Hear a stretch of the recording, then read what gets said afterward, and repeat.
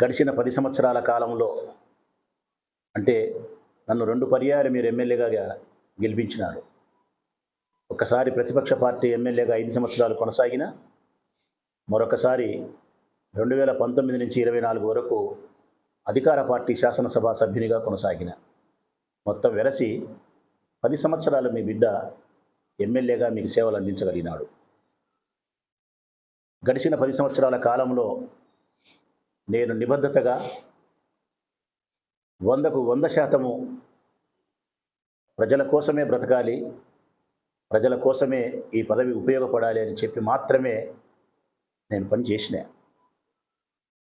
ఈ ఊరిని అభివృద్ధి చేసేదానికి, ఈ ఊరిని ప్రశాంతంగా ఉంచేదానికి, ఈ ఊరిలోని పేద ప్రజల యొక్క కష్టాలను పరిష్కరించేదానికి నిరంతరం ఆలోచించిన, శ్రమించిన, ప్రయాణం చేసిన. ఉద్యోగస్తుల విషయంలో ఎప్పుడూ గౌరవంగానే ప్రవర్తించిన, వారి సాధక బాధలను అర్థం చేసుకోగలిగిన, ఉద్యోగస్తులుగా చదువుకునే వారిగా వారి మేధస్సును గౌరవించిన, ఎమ్మెల్యేగా వారిపై ఎప్పుడు పెత్తనం చేయలే. ఈ 10 సంవత్సరాల కాలంలో ఈ నియోజకవర్గాన్ని అభివృద్ధి చేసే కార్యక్రమంలో నాకు సహకరించినటువంటి ప్రతి ఉద్యోగస్తునికి నా హృదయపూర్వకమైనటువంటి కృతజ్ఞతలు తెలియజేస్తా ఉన్నా. చిన్న ఉద్యోగస్తుల దగ్గర నుంచి పెద్ద ఉద్యోగస్తుల దగ్గర వరకు పేరు పేరున ప్రతి ఒక్క ఉద్యోగస్తునికి హృదయపూర్వకంగా కృతజ్ఞతలు తెలియజేస్తా ఉన్నా. వ్యాపారస్తులు ప్రొద్దుటూరులో అధికంగా ఉన్నారు.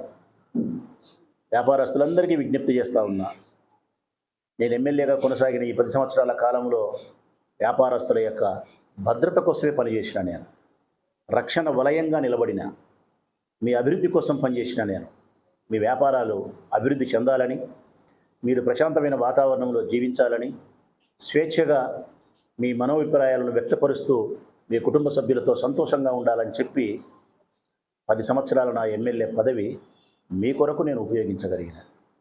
ఎక్కడే కానీ ఏ ఒక్క వ్యాపారస్తుని నేను ఇబ్బంది పెట్టలేదు, బాధ పెట్టలేదు.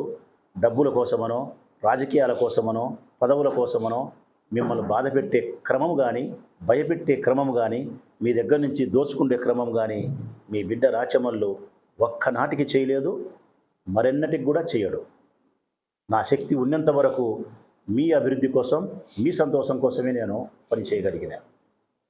ఇక పేదవారు, ఈ నియోజకవర్గంలో ఏ మూల నుంచి ఏ పేదవాడు నా ఇంటికి గడప తొక్కితే అది ఏ కష్టమైనా కావచ్చు, ఆకలి అన్నా, వివాహమన్నా, మరణమన్నా, ఆసుపత్రి అన్నా, విద్య అన్నా, ఒకటేమిటి మనిషికి ప్రతినిత్యం ఎదురయ్యే ఆర్థికపరమైన కష్టాలలో, పేదరికంలో నా గడప తొక్కిన ప్రతి పేదవాన్ని నేను హృదయపూర్వకంగా నేను ఆలింగనం చేసుకోగలిగిన, వారి సమస్యను నేను గౌరవించగలిగిన, వారి సమస్యను నేను పరిష్కరించగలిగిన, నేను పేరు పేరున ప్రతి మనిషికి సహాయం చేయగలిగిన నేను.